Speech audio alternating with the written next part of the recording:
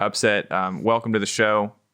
Normally, we would instantly kick off with talking about your match this past week, but since you already talked about it a lot on PGL, I instead want to talk about you. So, in classic generic interview fashion, how you doing?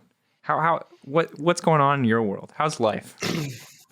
Doing pretty good. Just scrimming, practicing, enjoying solo queue.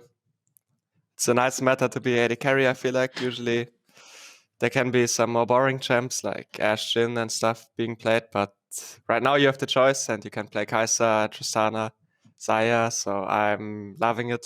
Practice is fun. So yeah, the way you said enjoying solo queue there sounded a bit sarcastic. I heard that you're doing a lot with Hylissang to get to like Diamond 1 dodging promos because Master there's no duo queue, right? Yes, that's what we're doing. Yeah. Dang, that's brutal. I don't know, man. I shouldn't share my thoughts because I'm uneducated on the high elo systems, but it just seems so trash to me that pro bot lanes have to can't actually duo. Diamond 1. You have to choose between challenger games or whatever, or duo queue. I mean, the games are still like Grandmaster Challenger because your MMR gets inflated, but it's really bad because you never play versus duo queues, but you still are in games. You're in games where there's supposed to be no duo queues, but you're DR1, but your MMR is way higher. So, yes. Like the people in Bronze 4 who perma dodge but have cracked MMR just so they can say they're Bronze 4 in these Diamond 1 lobbies or whatever. Oh, man. Yes, it's basically the same. Absolutely nightmare. Yeah, it's pretty funny. It's actually hilarious to me though that you're one of the few AD carries I've heard say that they like this meta when there's Chem Tank Hecarim running around one-shotting people. But I respect it. Jungle is always broken. Nothing ever will change about that, I think. So it's probably better than a that's Kha'Zix, right? Business as usual. Yeah, it's actually true. I don't even know. Hecarim is so broken, it's disgusting. 900 move speed knocks me away. 4-second fear, best ganks in the game, clears super fast. Good job, guys. Yeah. Nice match. Love it. Shout out to Mark Yeater. I don't know. I gotta learn how to pronounce your name, Mark. We're technically colleagues. Shout out to you, buddy. All right. Yeah, shout out. Shout out to the balance team. Keep this. Okay. So talking about you, a little bit less about Fnatic at first. You've had a pretty crazy path in pro play because I think that you were super hyped coming into the league for the longest time. You had your finals appearances and then kind of on OG everything went to shit, to just put it as simply as possible. And now you get this this chance to rebuild yourself on Fnatic, and it's going super well. Do you feel like this year did it feel to you like a do or die season and a do or die year for you and kind of your reputation as an AD carry when you get put on Fnatic? I'm trying to think very long term when it comes to my career because I think in order to reach the goals that I have, everything needs to fit very well. It's not just about me, it's about the whole culture in the team, and everything needs to fit to win the split or to go to Worlds. And I'm just trying every day to give my best, and I don't try to think too much about my reputation or my perception in social media or the public. I just try to improve and try to help my team and do the best I can, and then hopefully it will pay off. So I don't really think of this year as it's my last chance. I think I'm still a very good player like I was before, even though after the summer split in Origin, people might have felt a little bit different. To me, it's not really what's true to me because I see myself play every day in scrims and in solo queue, and I play so much. So I still feel very good about my play, and I'm still looking to improve and reach the success that I have set out for myself. I think it sounds like just a very humble perspective in general, and it seems to be a mentality that, from what I've heard in interviews, is kind of shared by you and the entire Fnatic lineup. When you came on PGL, you talked a lot, and you were very.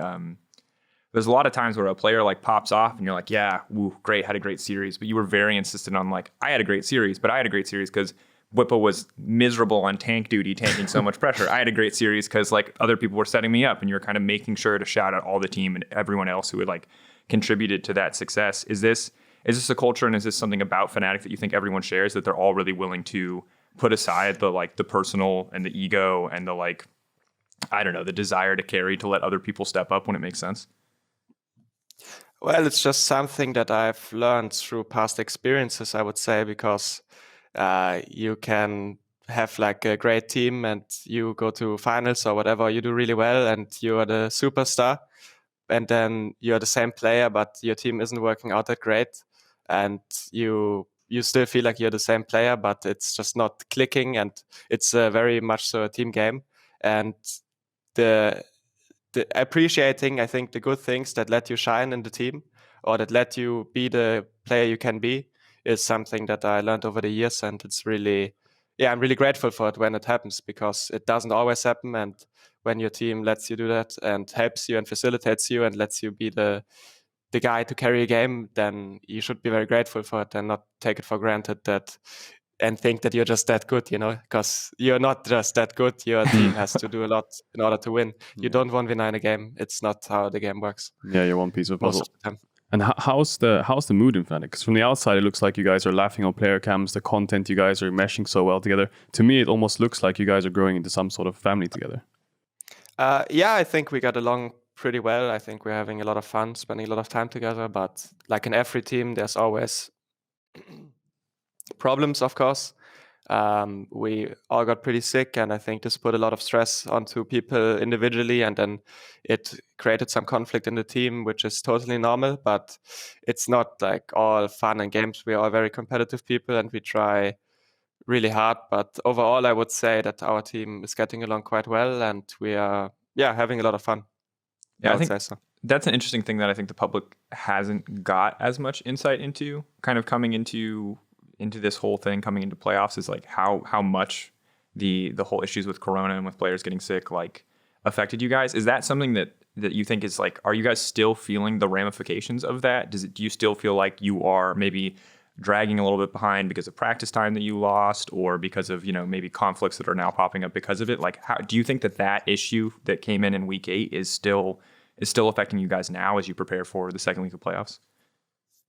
I mean, I think at this point, after winning, it felt to me more like a reset, and then we had 2 days off because no one was scrimming, because they were playing the games themselves.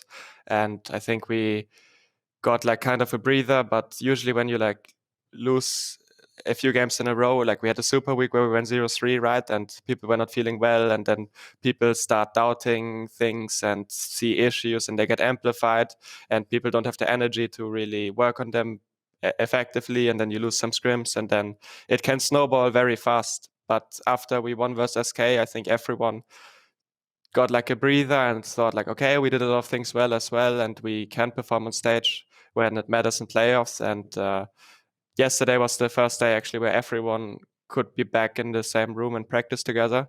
And it was a very nice feeling, and it's a really different energy, I think, being in the same room as people. I mean, of course, we were on stage together, or like practicing one guy at home, and then the reviews are really different because you're not there in person, and you can't look in the face and see how they're reacting and how they're feeling. So yeah, I think now we're on a good track again. Have some stuff to work on from SK, of course, but now it feels much more like a reset, and that we can get back to where we wanted to be.